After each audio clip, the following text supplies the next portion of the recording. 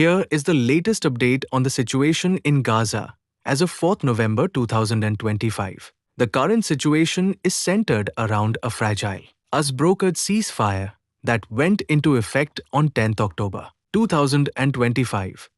While this has allowed for the entry of increased humanitarian aid and the release of all living hostages, the truce is under severe strain due to repeated violations and disagreements. 1. Ceasefire and diplomatic status fragile truce.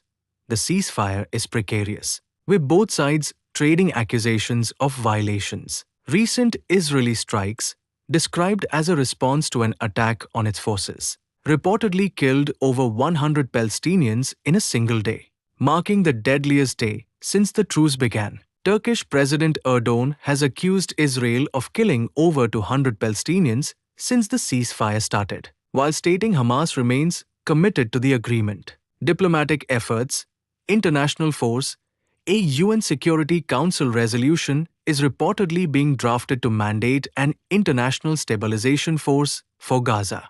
It could be ready within 2 weeks, but disputes remain over the force's mandate and leadership. Istanbul meeting on 3rd November. Foreign ministers from Turkey, Saudi Arabia, Qatar, Jordan, Indonesia, Pakistan, and the UAE met in Istanbul to discuss upholding the ceasefire and planning for Gaza's future. On-the-ground control. Israel currently maintains military control over approximately 53% of the Gaza Strip. 2. Hostage and remains exchange. A key component of the ceasefire is the exchange of hostages and prisoners. Living hostages. All living hostages held by Hamas have been released in exchange for nearly 2,000 Palestinian prisoners and wartime detainees. Return of remains. The focus has now shifted to the return of the remains of deceased hostages. On 2nd November, Hamas returned the remains of 3 Israeli soldiers. This leaves an estimated 8 deceased Israeli hostages remaining in Gaza. The process has been slow.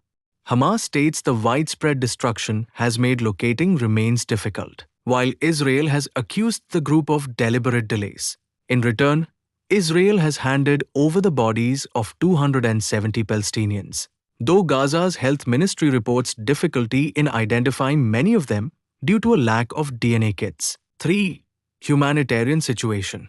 Despite the ceasefire, the humanitarian crisis remains severe. Famine was confirmed in the Gaza Governorate in August 2025, and the World Food Programme (WFP) reports that over 500,000 people are still facing catastrophic conditions of starvation and destitution. Aid access.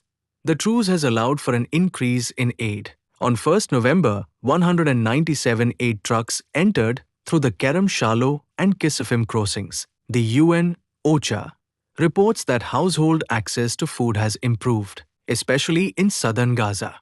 Challenges. Aid distribution remains a significant challenge.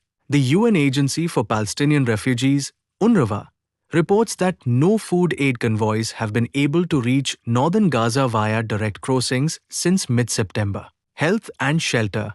Efforts are underway to restore basic services. 2 new field hospitals are being established in Gaza City, and some UNRWA health facilities and temporary learning spaces have reopened. Since the ceasefire, over 5,000 tents and 85,000 tarpaulins have entered the territory.